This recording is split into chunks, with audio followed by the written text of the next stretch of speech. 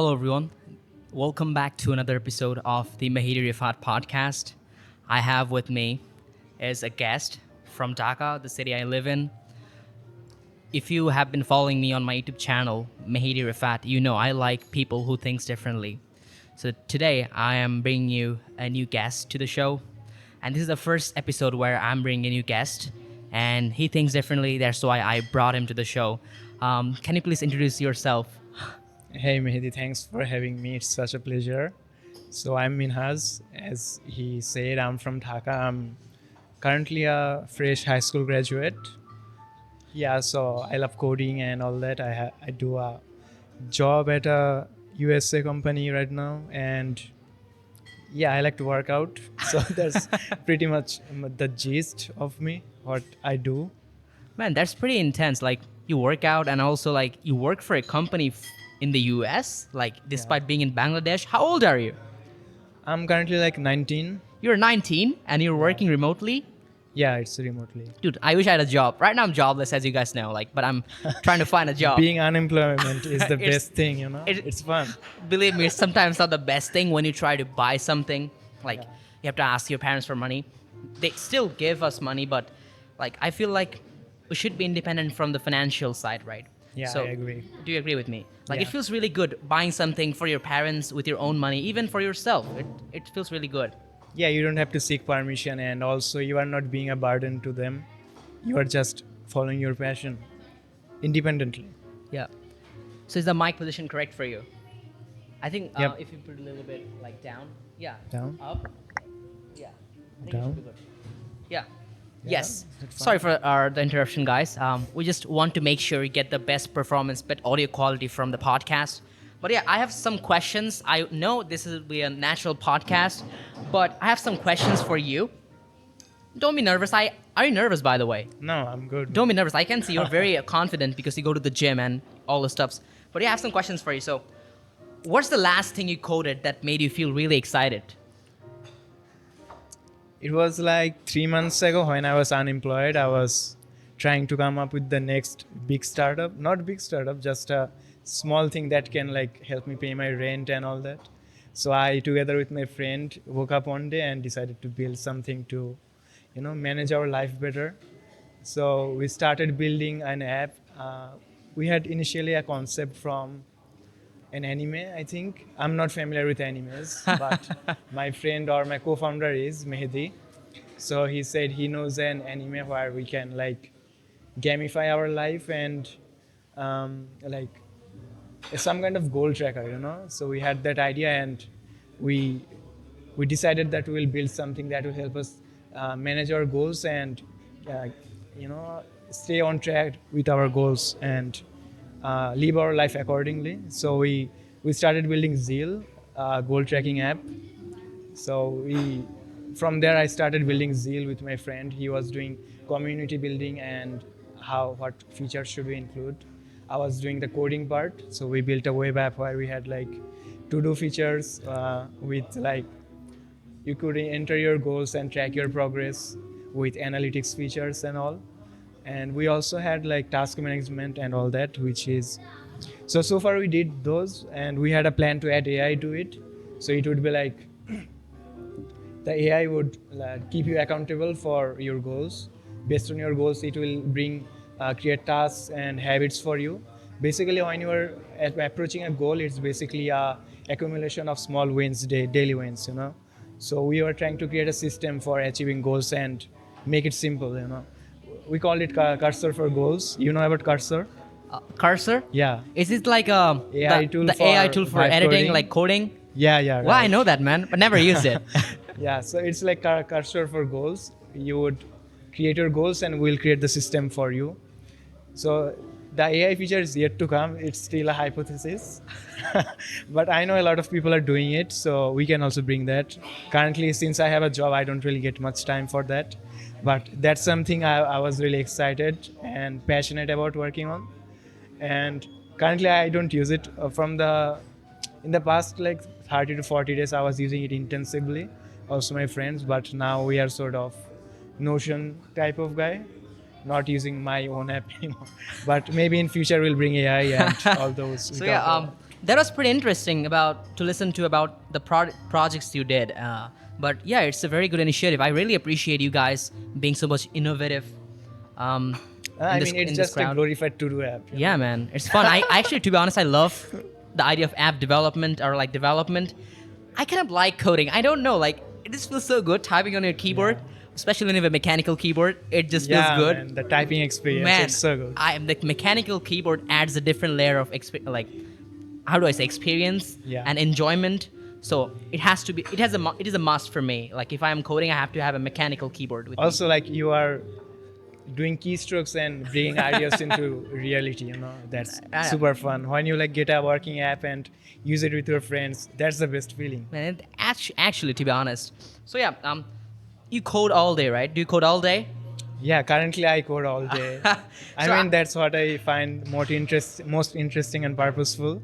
It keeps me going, it energizes me. Sometimes it also stresses me, like when I get crazy bugs that are hard to solve. That happens. Like I'm still awake until 1 a.m. trying to fix a bug. Oh my god. After fixing it, it's like a $1 million feeling, you know. Yes. I finally fixed it. Like so much dopamine rush inside your body. Yeah. So I have a question right now. Like in your day when you're not coding, like what's your favorite way to like relax? What do you do? Yeah, that's something I'm really bad at. I mean, I don't relax that much. But it's not like relaxing. I do gaming, but that's not considered relaxing. I play like Battlefield games, which is very stressful, you know. So I don't really relax. The only way I relax is through sleep. So I try to ensure good sleep. My sleep is very bad right now. I'm working on it. Man, please sleep because it's really important for your brain at the end of the day. It makes you function properly. Like Absolutely. right now I have like a proper sleep schedule. I think sleep is the most important thing we avoid in our life because we are really bad with our sleeping schedule, and I think people should really work on that. Like I don't know whether you'll agree with me or not, but even if you're coding, there's like a culture where, hey, I'm solving a bug at 1 a.m. right now. That's not a flex anymore. I used to do that flex when I was in that era, like when I first started learning to code. I used to tell people, yeah, I'm solving that bug. Right now it's 12 a.m. It felt like flexing, but eventually I was like damaging my health, right? So then like after years of understanding realizations, now I'm at the point where I know like I have to get the sleep, 8 hours of sleep. I have to make sure that then I'm doing all the stuff. So definitely, man, it's an advice for you. Listen to me, get 8 Right. hours of sleep. I know it's American schedule and you have to like sync up with them, right? No, it's really not like that. It's just me being Oh my unresponsible, you know. My friend always like, you know, bashes me and he holds I'm me disappointed at accountable. you. Okay, I'm joking. So yeah, you should really get that sleep. Okay. Yeah, Now I'm the working next on it. question. How like we know like in Bangladesh, the thing is they don't really teach us coding in the national curriculum, right? The curriculum we get taught in, right? Then how did you actually get interested in coding? Who actually first introduced you to the idea that hey, you can code, you can make computers do something using like some typing and everything? How did you get that idea? So the first time I was introduced was during COVID lockdown. You know, school shut down. We were doing online classes, and during that I would browse YouTube. So while browsing YouTube, I would mostly watch like those DIY videos, how to make a helicopter at home, drones. Pretty funny. I was in that era too, believe me. Like- It's fun, man. It was such an amazing time doing that. So while browsing, I explored a video of freelancer Nasim. Do you know him? I think I've heard of him. He was very popular once upon a time. Yeah. During COVID, he was.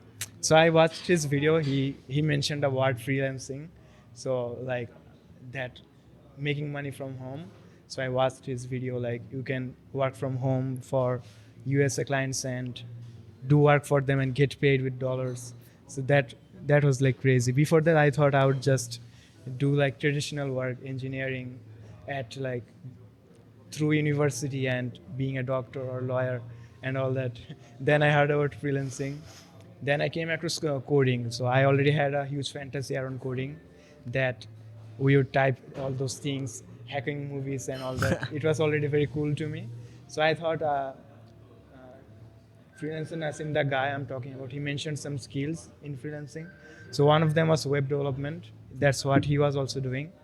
So it was related to coding. So my fantasy like connected with that, and I started exploring. I watched his playlists, built my first crappy website in my phone. I did not have a laptop back then, so I used an app called Solo Learn. So it's like a coding learning app. You could code in that and see the output. So I made some pretty stupid looking websites, like portfolio websites. Like I would just put my picture below that. I will enter my name and paragraph, maybe some tables. So that was my first website. It was $1 million feeling. I mean, I built something with coding. Absolutely. Like the feeling of building something. I remember printing my first Hello World on the monitor in C programming language. And my brother taught me how to do that because my brother was in the CAC department in RUIT. RUIT is like a very popular institution in Bangladesh where you study engineering. So he hated engineering. He didn't like programming at all. But he introduced me to it. And he taught me how to do that C printing and stuff. And it felt like really good. And I was telling my mom, because I had a wedding like the following month, my aunt's wedding. So I was telling my mom, I'm going to build a software where people will not be able to enter the wedding without an ID card, and I'll build that within the computer. My mom was like, Amazing. What are you going to do? So she was like pretty shocked. So yeah, I was having that idea and everything in my mind, but then I didn't code that much. But during COVID, just like you, things hit, like I got like loads of time and I dove deep. So here I am. Like I'm also a coder. Maybe you're like more experienced than me. I'm not comparing myself with you at all. I don't like comparing. Comparison is the key to absolutely bad things, right? They comparison lead to bad things. But you yeah, versus you. huh? You versus you. I'm sorry, I didn't understand. I mean, me versus me. Me versus me. Yes, that's the competition you should have. Like it's the healthy competition With right? yourself. Yeah, 1% better every single day. Those of who are watching, like I talk about the 1% rule every single day. Like I'm getting 1% better every single day from yesterday, right? So now I have a question. Like, did you ever build something that failed? Because I know you have built lots of things that made you that gave you the feeling of $1 million, but did you ever build something that failed, and what did you learn from that failed project? Like the way I measure failure for a project, it's really not failure. I'm just building for fun, especially the side projects, to level up myself and get more skilled. So I don't really consider not making money with my side project.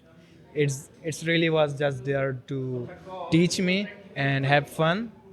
So most of them did not make any money.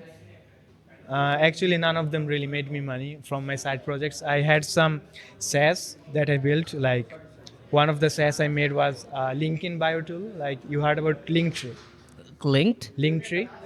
I heard about Linktree. Yes. Yeah. So I was like, one day I just came across Linktree and saw that you can create a link, and inside that, if you open that link, we have some more links there. So I thought I would just build something fun, Linktree alternative. I wasn't more of a founder type of guy doing market research and all that, understanding the economics behind building. Mike. Yeah. Good. Is it good? Hey guys, sorry for the interruption. I'm just trying to make the audio quality good. Yes. Good. Yeah. Wherever was I? Yeah. Yeah, so I was building not for the economic gains, but it just tickled my interest. So I started building. So we had features like you could create links, you could also like collect form submissions and also testimonials and show them in your profile. So it was like a profile building tool for that you could put in your social media bio, and from that the people could explore more about you. So I did a launch on Product Hunt. The response was good, but it was like a pre-launch. Before building, I did a pre-launch on Product Hunt. So we had like 100 upvotes there. So I kept building, but never launched because of imposter syndrome or This imposter syndromes get everyone, right? Yeah, At first you feel like, especially in tech. yeah, like in tech, you feel like, okay, I'm coding. Am I acting like I'm coding, or am I actually coding or building something? we have been there, right? But at the end of the day, it's like imposter syndromes are not real. Like you actually get better every single day, and feeling that imposter in yourself, it's okay. It's natural for you at first because you're not born as an expert, right? We always start as a beginner, and slowly you get better. So yeah, I feel like feeling that imposter syndrome is completely okay and natural, though it might not feel good at first, but you'll get better at it through practice. Yeah, I mean, it's if you are having imposter syndrome, then you can tell that you are making progress, you are leveling up, and you are actually around people that are better than you and that can like you can learn from. Very nice point. And in especially in tech, and if you are engineer, you have to get used to it feeling stupid. Like you won't understand anything while you are like doing something, and that's okay. You just have to tolerate being stupid, tolerate having that feeling that you are not good enough, and that's a key trait that you must have. And yeah, Absolutely, I understand. I actually like that point when you told like when you're feeling that imposter syndrome, you know that some people are better around you, so that's why you're feeling that imposter syndrome. So it's a way for the world or the universe to say to you that hey, I think you need to get better and you'll get better. So yeah, it's a way to get better, right? Yeah. It's a natural feeling. have a better environment. So there's also a quote saying that if you are the best student in the class, you are in the wrong class. Absolutely, I agree So, with that. yeah, just have smarter people around you who like give you insecurity.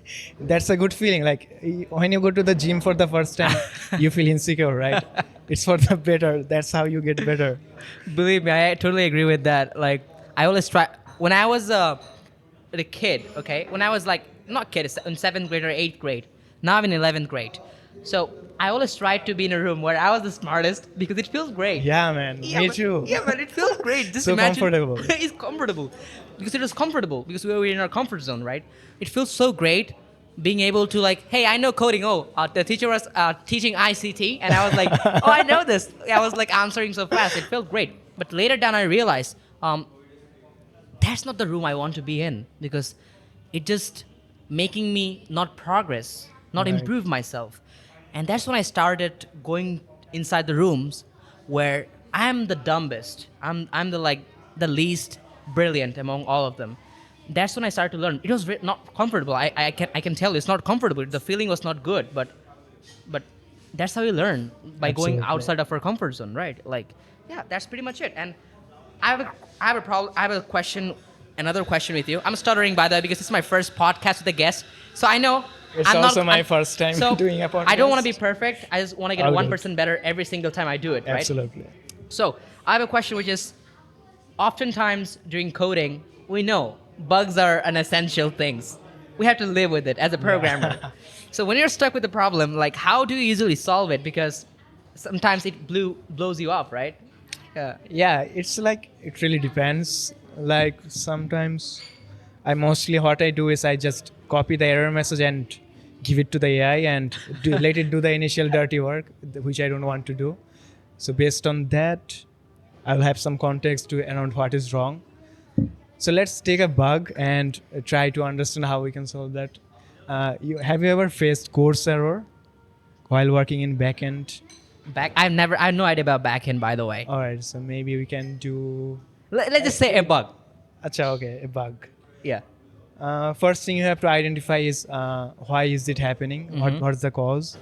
And try to reverse engineer it. Like you can put console logs, or in JavaScript we have console, right?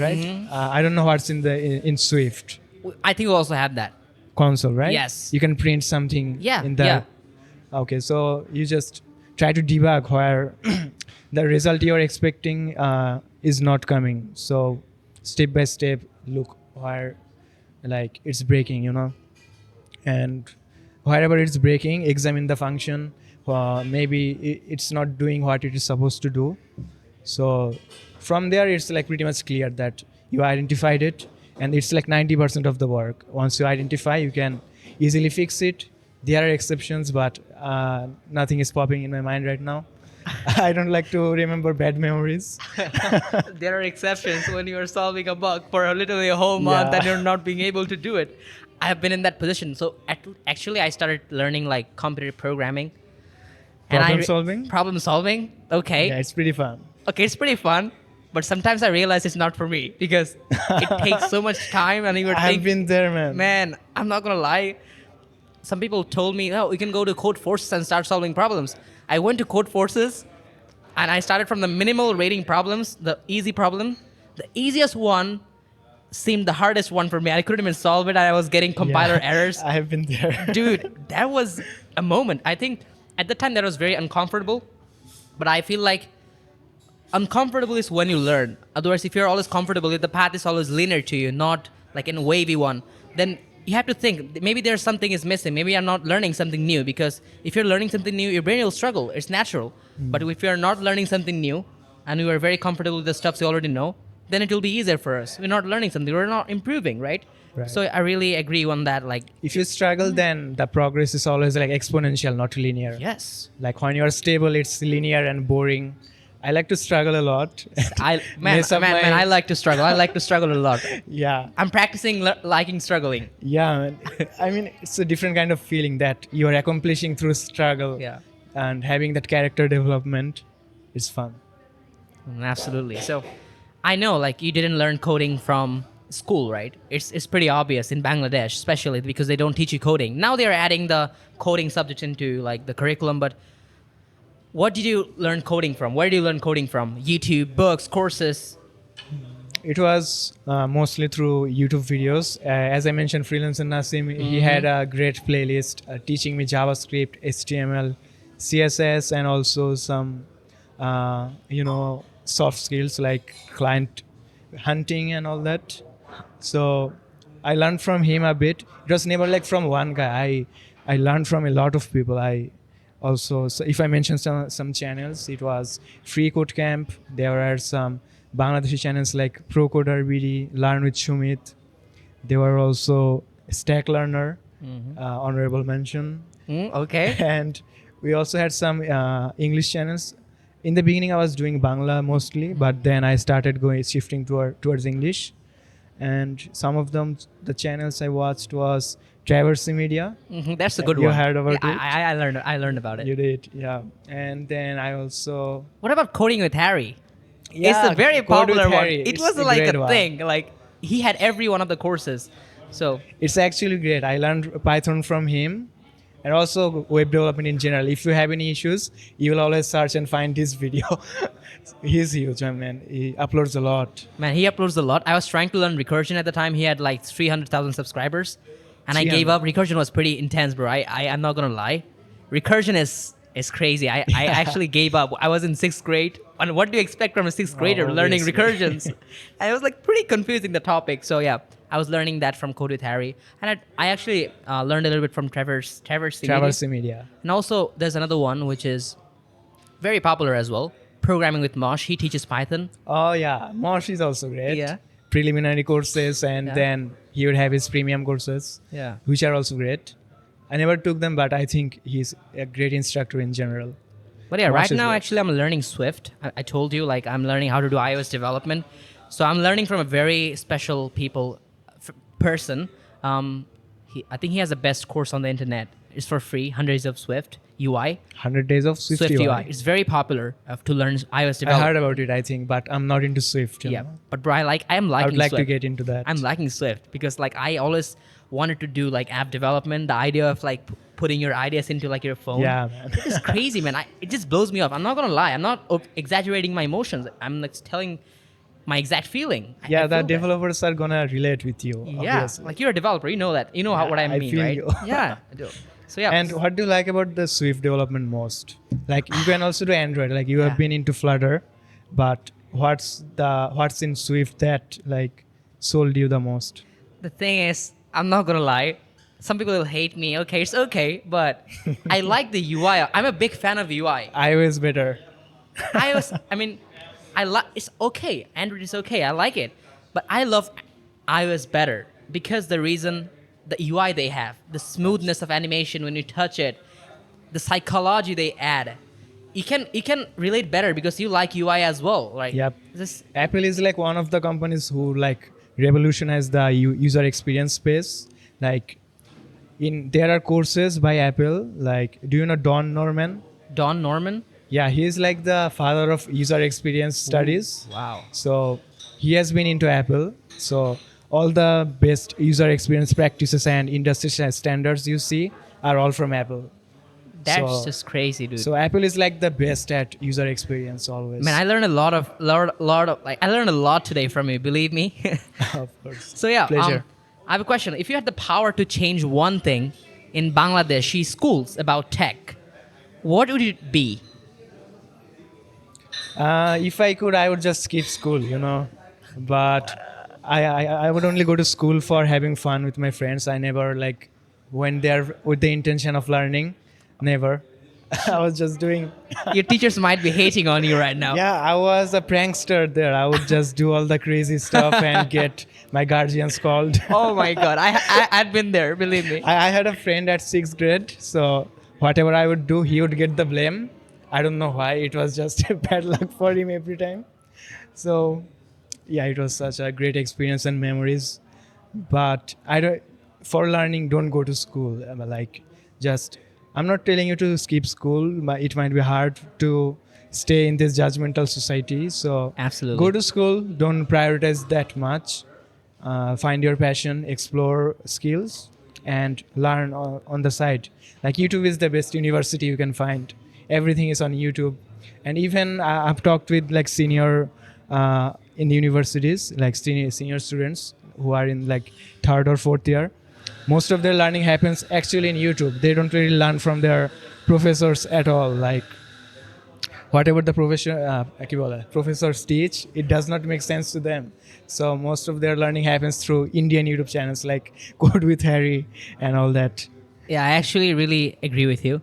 And excuse me. So, yeah, I mean, maybe some of the listeners are assuming like, okay, it's very easy for you to say like, don't go to schools, follow your passion, but at the same time, you have to listen to what your parents are saying, what the society is trying to say, because it's really hard to get out of the momentum, right? Because you're in a momentum, you go to school, you go to college, and you go to job, you get married, you get babies.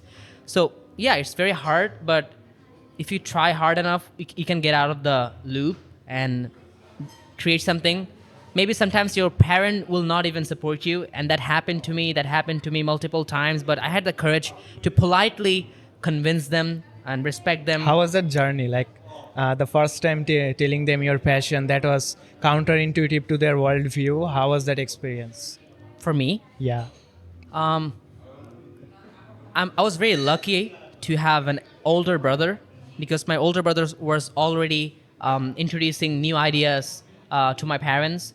But it was not really hard for me. I could convince my parents, and I was a very stubborn kid when I was I was very stubborn. Like, I'm gonna do it no matter what. So I was like that. I like that. I was like that. So they were like, okay, do it, but make sure you do the studies as well. At the end of the day, you have to go to college, degrees. And then 7 days ago, they were talking about the same thing. And now I was telling them, no, mom, I might not go to college or go to university. And they were like, why? Why not? Then I politely convinced them, like, make them understood. And they were like, okay, whatever you do, just make sure you have money, okay? Yeah. So from telling me, make sure you go to college and get a degree, now make sure you have money. Like, that's Yep. what they are saying right now. Maybe one day they will say, okay, make sure you have fun. Like, so I'm in the process. Money is the end goal. Like Yeah. that's what matters after Yeah, all. dude. Yeah. I mean, convincing your parents is more of a gradual journey. You Yes. have to reprogram them little by little. When I like first heard about freelancing, I told my parents that I will become a freelancer. I even changed my Facebook name from Minhaz Ratul to Freelancer Ratul. A lot of my friends still call me Freelancer Ratul. I changed it. I have a pretty good backstory, by the way. You might laugh about it. Yeah, sure, you can share. Oh my god. I was in 5th grade. So actually I made my first YouTube video. So what I did, I actually listed down 5 words from a dictionary. What I did, I was turning the camera on, and I was just like reading the definition of the words, because I couldn't talk like freely, because at the time I was really bad in speaking English. So I was doing that, and my brother saw that YouTube video, and my brother told me, "What are you doing?" I told my brother, "Brother, I'm gonna make money from making YouTube videos." And he beat me a lot on that day. He was like, "What are you talking about? You want to make money from YouTube?" So he beat me a lot at that day. So And still, like, now he laughs about it because now he has his own YouTube channel. He makes videos, and I sometimes How long was it ago? it was like 5 years ago, Damn. and my brother is like, okay, I didn't understand that at the time. Now I understand. Okay, so like it takes time. Actually, you have to be Yeah. patient. So, but still, you have to put the work in, and it shouldn't be like giving up. Yeah, that's what I'm saying. Yeah, that's the thing. You have to put in the work and show them progress. Like if you are just a daydreamer and the talker type of guy, then no one gonna trust you. Obviously, you have to show the progress. And when you like when you will like show your first paycheck, this is when everything changes. You get the authority. You get to decide what you will do and what not. They will just support you. Like you are the man.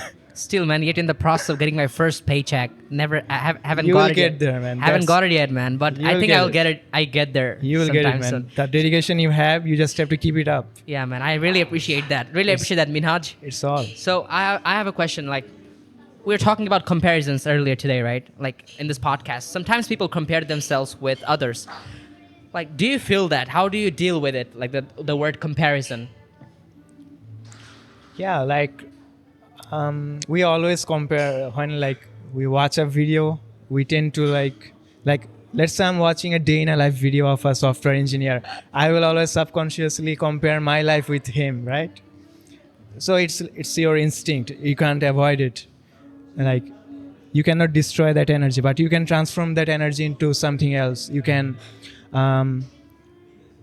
get your takeaways from him, like what you could improve in your life to get better. The reason you are comparing yourself with him because he has something better, or your inner self knows that I'm messed up somewhere. So just introspect upon that, like what's wrong with that, and meditate upon that feeling, and try to figure out why I'm feeling that and work on that. I definitely agree with you. Like the word meditation, it really comes in handy, and sometimes it doesn't happen because of our like busy work schedule. Yeah, But it's recently I'm trying to incorporate that into my schedule, and at least for 5 minutes. And comparison is, I think it's an enemy in our life. I would say, if you think of that from an optimistic perspective, right, from a positive perspective, it's good. But our subconscious mind is not good at thinking of comparison in a optimistic perspective. There's like, okay, he is good. I'll not be able to do that. Okay, I'm not going to do that competition. So I'm like, to be honest, I read Adlerian psychology. I read if you haven't read the book called The Courage to be Disliked, it's a book. You should I heard definitely- about it. You've Didn't heard about read. it. It's a very good book. I have read it like thrice. Oh yeah, I actually saw a YouTube video summarizing it. Yeah. Yeah, Ali it's a Abdal's great book. Yeah.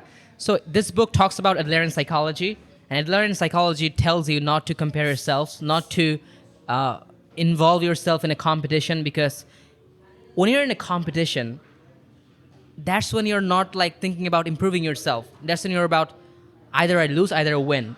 That's like a lose-win relationship. So you're not focusing on getting better. You're focusing on I'm to win. So let's say the opponent is like, it's not better than you, but you win. You get that feeling, but you're at the end of the day, you're not improving because you just got into a competition with someone who is not good at that thing, but you won. That thing mattered to you. So when you're in a competition, the only thing that matters to us is like winning or losing, but that's bad for us. So I think competition is something I try to avoid in my life. Although sometimes parents and everyone, like, I don't want to blame anyone, but that's what I'm trying to get better at, not involving myself in a comparison or a competition. Yes, that's my perspective. I really like that take. I totally agree with what you said. We can also use competition. Like when you suck and you get to competition, you get access to the community and to the top people. And this is like, we already talked about it, being uncomfortable, surrounding yourself with all those crazy people and you feel stupid. Yeah. So I think in that way you can actually leverage competition. But yeah, definitely, if you are the best at the competition, you know it, and you are just trying to stack up some credentials, then yeah, you can do that, show off your certificate. But definitely, like, being in a competition, but But- I think we need to change our mindset a little bit. Being in a competition, like, I like the way you thought, like, to be honest. I like the way you think about competitions, yes.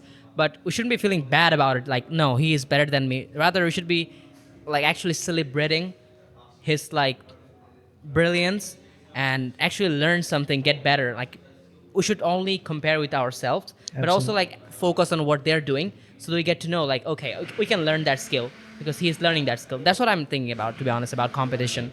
Yeah, sure. You can always learn from anyone, So, even the who are not that skilled at what you do. You can also learn from them. Like I would work with some co-workers in my previous projects.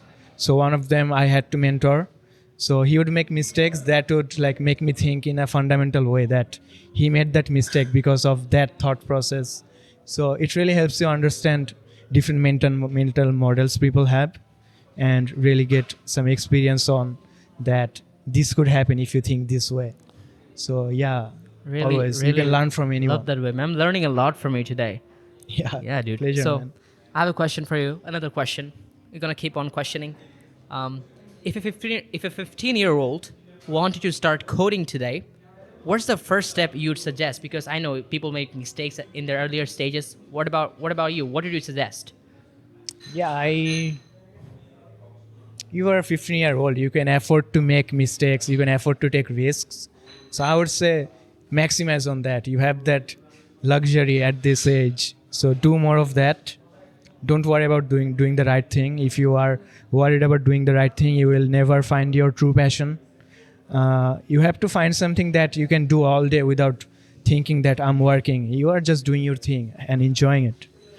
So yeah, I would spend a lot of time exploring YouTube, because YouTube algorithm is great. Like it can learn your behaviors and suggest your interesting videos. So you can actually explore a lot on YouTube about who you are, because the algorithm is really good. So I would do that, a lot of YouTube, but not just to watch YouTube. This is where a problem gets created. That Tutorial hell. tutorial exactly. So you also have to take action. Whatever you learned, if it's exciting to you, dive deep into that. Try to take notes. Try to do some projects maybe. And I think doing projects is the best way to learn something, is by doing it. And yeah, do more projects, do the dirty work. So you get to build a muscle memory and make more and more mistakes. That's the best way to learn. We need to really get used to it, making mistakes, because you learn more from your failures than your wins. So do more of that, and never be ashamed of having imposter syndrome, which happens a lot in tech. Yeah, I think that's all I would say. Yeah, I think that's good enough. If you do until this point, you will know where to go. And I really agree with him about making mistakes, but I know it'll be hard to make mistakes and not feel bad about it at first, because we always practice feeling bad about making mistakes. Every time you put in the practice, that's what I say in my YouTube videos all the time. Like, I know we have been practicing this all the time. That's really good at it. So every time I practice not feeling bad about making mistakes, I know it will not be perfect at time, but I will get 1% better. The 1% better rules like applies to everything in life, I believe. But yeah, definitely don't go to tutorial hell. We all have been there as a programmer. Yeah. Like I was searching like how to learn this programming language, how to learn X from beginner to advanced. Like don't go for that beginner to advanced keyword. You have to learn the initials, and you can learn that from anywhere, right? Just get started. Yep, just get started. Don't worry about doing the right thing. Just do it. Yeah. You make mistakes and you learn it. Yeah, definitely, dude. What's your dream project to build in the next 5 years? Dream project. I don't really have anything like that. I'm just doing what I love and going with the process, and kind of letting God define what I want to do. Like the current job offer I got, it was not through outreach. It was like they reached out to me through my profile. So that was kind of, I got lucky. God decided that get there. That's the best thing you can do right now. Based on, and I also definitely analyzed it, if I should go or not. So it was perfect for me. So I proceeded. What was the question again? It's okay. The question was, what is your dream project to build in the next 5 years? Yeah, so I plan to go long term with the company I'm working on, because they are working in the healthcare and insurance space. which is something, which is an industry that has been largely untapped. There is a huge capital. It's like a billion-dollar company, billion-dollar market cap that has not been captured yet, and they are really doing great in that space, and they have a great future. So I plan to go long term with them, and I eventually want to build something of my own on the side. If it takes off, then I can obviously quit my job. But until that happens, I'll keep my job. I love my job, obviously. Even if I did not have the job, I would be doing it anyways. So, dream project, something I really have to think more about. I haven't got to the point where I can like say that, yeah, that's my dream project. I'll be building that. It's completely okay to not. I'm still exploring. Yeah, it can be okay to not have a dream project right now because you're still in the exploring stage, and you can always explore even if you're at your 50s. But yeah, definitely, when you earn money from something you do, from doing something you love, like you're not focusing on earning money, but the money is a byproduct you're getting, right? You're doing something, you're coding, but you're getting money from it. You're getting paid from it. That's like a byproduct. I mean, it adds a good feeling, but yeah, Absolutely. definitely, like you need money to live, survive in a day because you have to pay your bills and expenses. Like making money from what you love is so fulfilling and peaceful. You know, it gives you an inner peace. You get to determine how you want to make money. Yeah, it's amazing. Yeah, man, I totally agree with you. I'm still not there yet, but I think I will be someday. We'll get there, man. We can do that together. Yeah, man, we can do that together, build a company. So now, talking of building a company, do you want to build your own company one day, or do you prefer joining others? Yeah, that's one of the reasons why I joined the company, because they have a great culture to really get into that founder mode and make decisions autonomously for the company. So that's a skill that I would be gaining from here, from this job. And it's like there are a lot of things while building a startup. If you could like work for someone else's startup, you can already experience it and avoid a lot of setbacks and burnouts while building yours. So currently that's what I'll be doing. It's like a boot camp, not a job, you can say. But what's the boot camp? I don't know about it. Yeah, boot camp is like just it's like a university alternative for learning to code, but you learn by doing at an actual job or something. So you learn actually by doing it, by building projects. Yeah, that's actually a boot camp. So they pay you for learning something, and you're No, also the getting boot camp, and this is where they differ, boot camps and jobs. Boot camp you have to pay, but at job they will pay you. So it's like a boot camp and also a job in between. Like you Yeah, get boot camp I'm saying metaphorically. So Yeah. like it's a learning experience from me more than a job. You know, the traditional job definition that you will work 9 to 5, hate you your have to job. get really experienced in that. But here you don't have to be experienced. You just learn. Yeah, they are actually providing really good mentorship opportunities. And the best thing about this company is their founders. They are extremely friendly and experienced at what they do. And I generally think I got a lot to learn from them. So that's one of the biggest reasons I got their job, not just for the passion is great, the money is great, but that's also a great big reason why I joined it. Yeah, so once I get the learnings, and I and my friend are always constantly exploring and learning to explore which industry we should tap into. Like recently we've been looking into the eyewear space, like Lenskart. You have heard about Yes. Lenskart? Is it by Piyush or Piyush Bansal. Piyush? Yeah. So we thought about bringing Lenskart, but for BT market.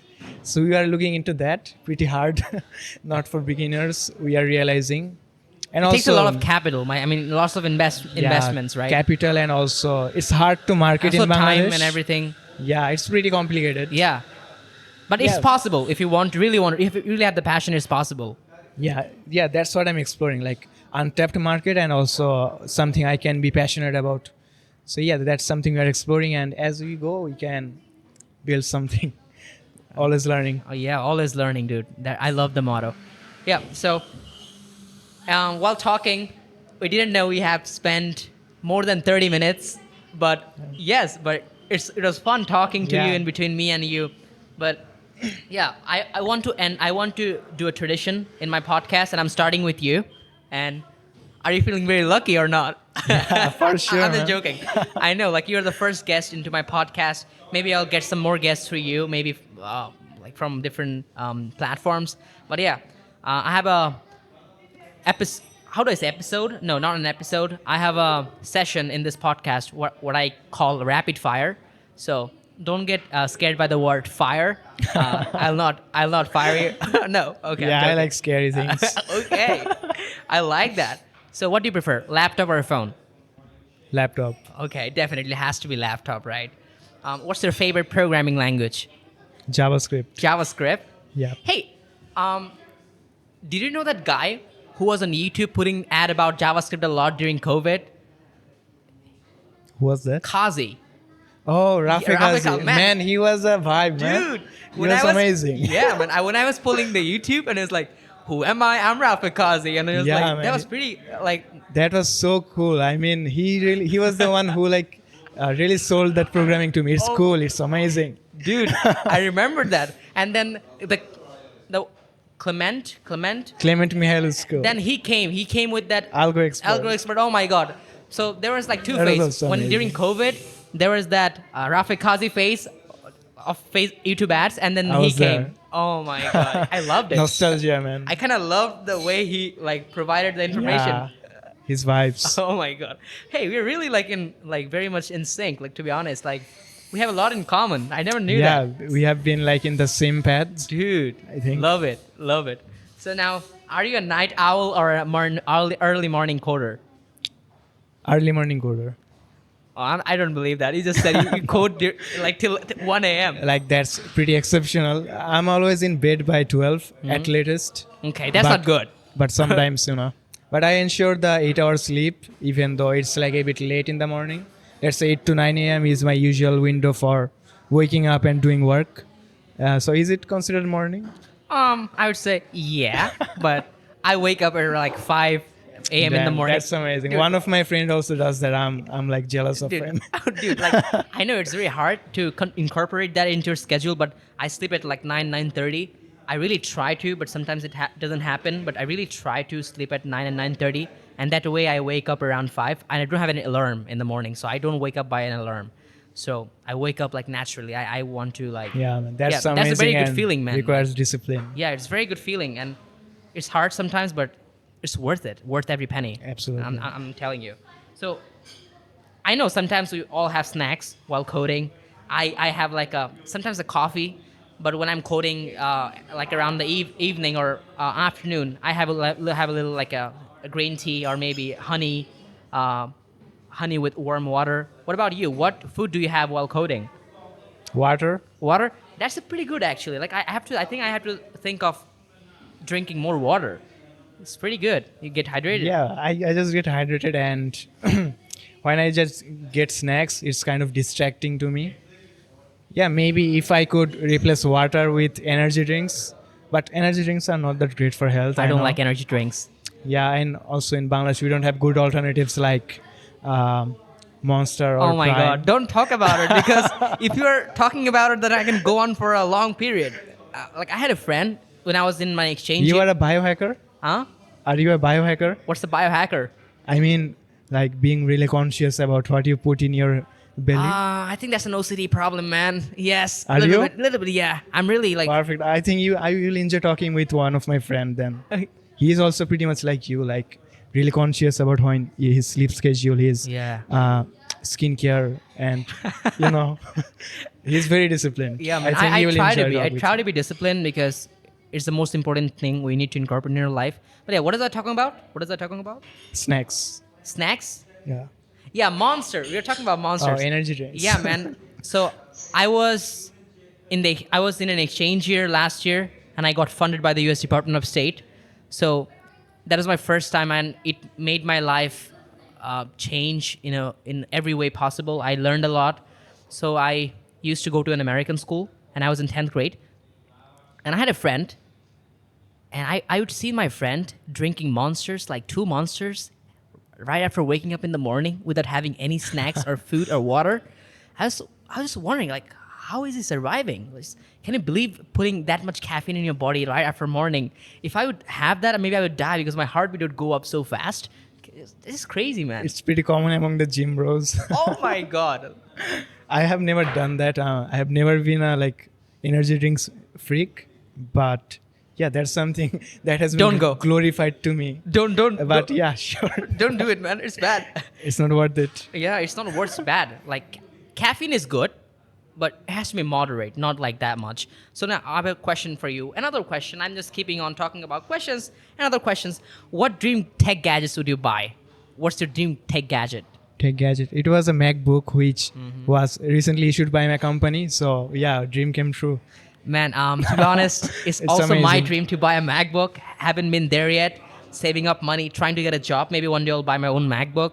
So yeah, I think we Amen. we have a pretty similar Yeah, I'm man. just man, I love it, dude. I'm I love. totally synced with you. Yeah, man. Like my co-founder. Yes. You will love talking to him, by the way. Man, I'm just very grateful to him to make me meet with you. He introduced you Me to my too, man. Yeah, He man. also- Just imagine, it's my dream to buy a MacBook because I want to right now build with Hackintosh. By the way, you know that I don't have a MacBook, so I have a Hackintosh installed on my computer. I can't tell my What's a Hackintosh? Hackintosh. You don't know about it? No, I never. I heard about it, but Hackintosh is like hacking macOS. It's like Oh, yeah, installing yeah. macOS Got it. on a non-Apple product. It's illegal though. Apple, if you're watching or listening to my podcast, I sincerely apologize. I cannot afford a MacBook, but I want to, and I literally am interested in learning Swift and iOS. So I had to do that anyway. But one day maybe I'll have my own Isn't it MacBook. RAM consuming? Uh-huh. It has to be very RAM consuming. I think. macOS. No, the Hackintosh. I have 16 GB RAM, so I think it works. Yeah. But 16 yeah, is man, great. one day I'll buy my own MacBook and maybe start learning properly. But yeah, Amen. that's when the concept comes in.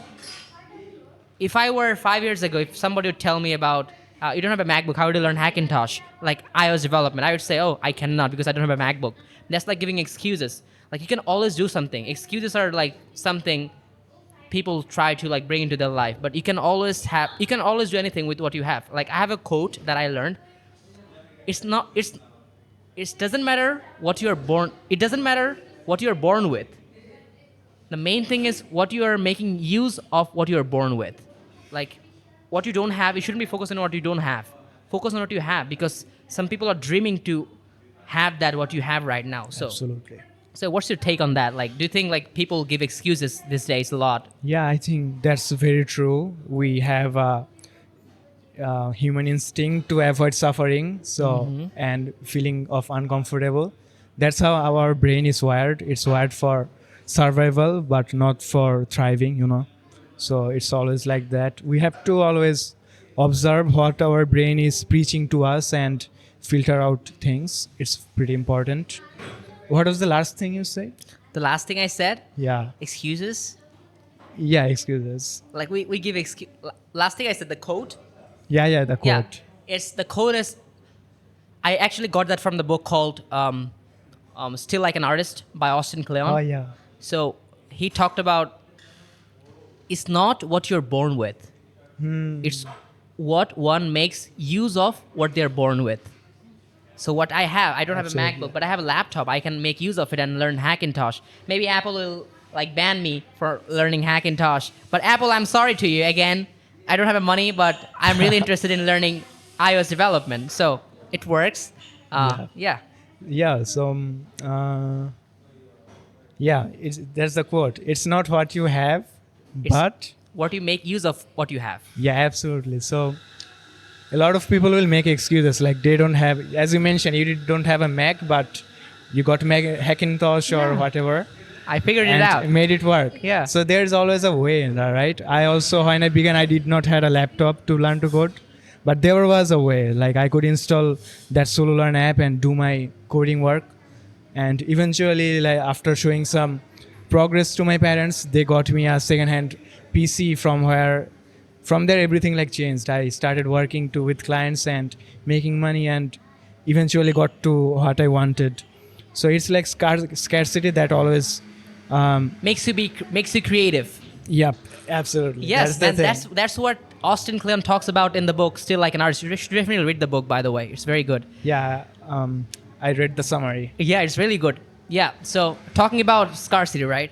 I forgot what I was talking about actually. Yeah, we are kind of losing track. Yeah. There's a lot of things we want to say, but it's kind of overwhelming that it's getting Yes, yeah. out of my mind. It actually does.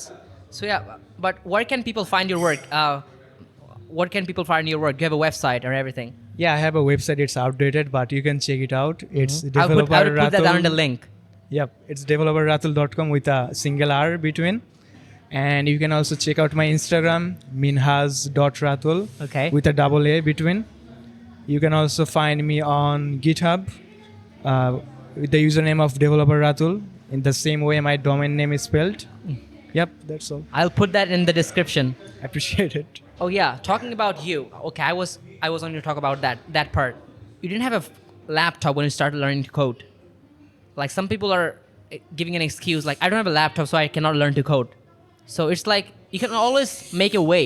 So right now let me tell something about me. I don't have a MacBook, right? But I found a way. I searched the internet and I thought I actually got to learn that there's a membership you can get. It's at the EMK Center and it's like in Gulshan. It's by the US Embassy and they have a MacBook and you can use that MacBook for 2 years with 1,000 taka. I mean like $10. And Damn. I found that out and every time I need a MacBook, I just go there and use the MacBook. So it's always like if you want to do something, there's a quote. Okay, I'm talking about another quote. And I found that in the book called The Alchemist by Paulo Coelho. And he talks about if you're really passionate, or maybe I'm like misquoting some words, please don't mind. I apologize for that. If you really want to do something, the whole universe conspires in to make that happen for you. Like I wanted to have a MacBook to learn iOS. I found a way. Randomly, it's like a simulation. It's like a Absolutely. code. Like I believe in the simulation of the universe. Like if you really want to do something, you find a way eventually if you're really passionate about it, enthusiastic about it.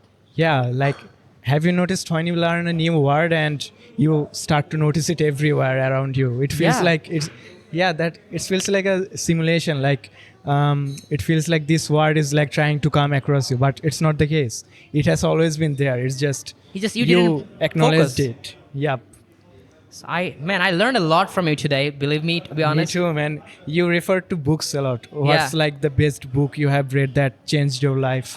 I would say the book that changed my life. Maybe there are other books that have changed people's life, and it's different for different people's, right? For me, the book called The Courage to be Disliked.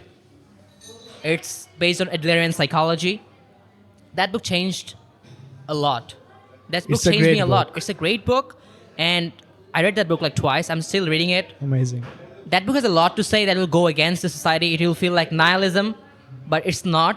But nihilism means like going against the customs of the society, the normal rules the people have in our society, but going against it. But in a legal way, not in an illegal way, not like in an oppressive way. But yeah, that book taught me a lot and learned a lot. And that would be the single most book I would suggest people to read, especially if they're a beginner, because that book has like an approach to teach you in a conversational manner where there is a youth who asks questions, why should I do that? I'm having that. I cannot do it. And the philosopher actually explains, calms the youth. So it's like in a good format where you can learn, and it's very intuitive. It's enjoy to read as It's well. enjoying to read. So, For me, it was The Millionaire Fastlane by M.J. DeMarco. So it was a great read. It changed my worldview. I used to think like I have to get a job, like the bad kind of traditional job where they don't like it and it's bad for their schedule. They don't live the way they want and all that. So it actually taught me that it does not have to be this way. You can always write your own story and get to the top. yeah, man. I love talking to you, man. I just I'm really enjoying want to too, invite man. you again someday, and really want to be connected with you. Yep. It would be Me really too. fun.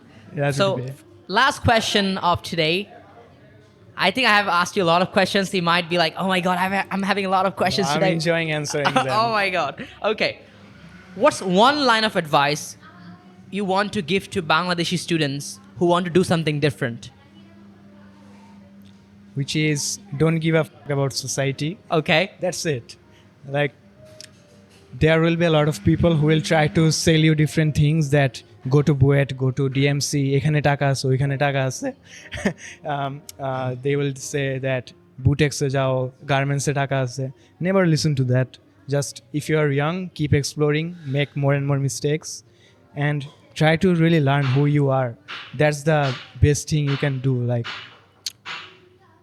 learning yourself is a gradual process, and I think 15 to 20, those teenage years are the best time.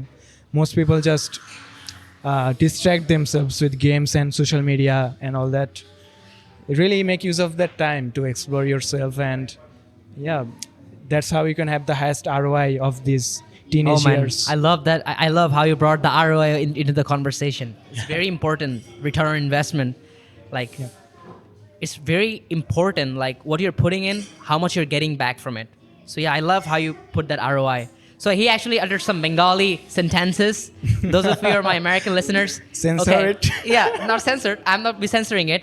But yeah, he was not talking bad about you, but he was telling him something about in money. But yeah, and I apologize for that. It's okay. Thanks for clarifying. Yeah, it's Hope okay. I don't go to jail. You don't go to where? Jail? Jail. You'll not go to jail for that. I hope so. All right. Thanks for tuning into the Mehedi Rifat Podcast. You were with Minhaz Ratul, and you were also with the host, which is me, Mehedi Rifat. Okay. And Amazing. thanks for coming in, Minhaz Ratul. Man, absolute pleasure to be here. Thanks for having me as the first guest in your podcast. And such a pleasure to knowing you more and also share myself. Super fun. Yeah, thank you all, also the listeners, and I will guys see you on Sunday, maybe with another guest if they reply to me. Okay, till then, have a great week. Bye bye.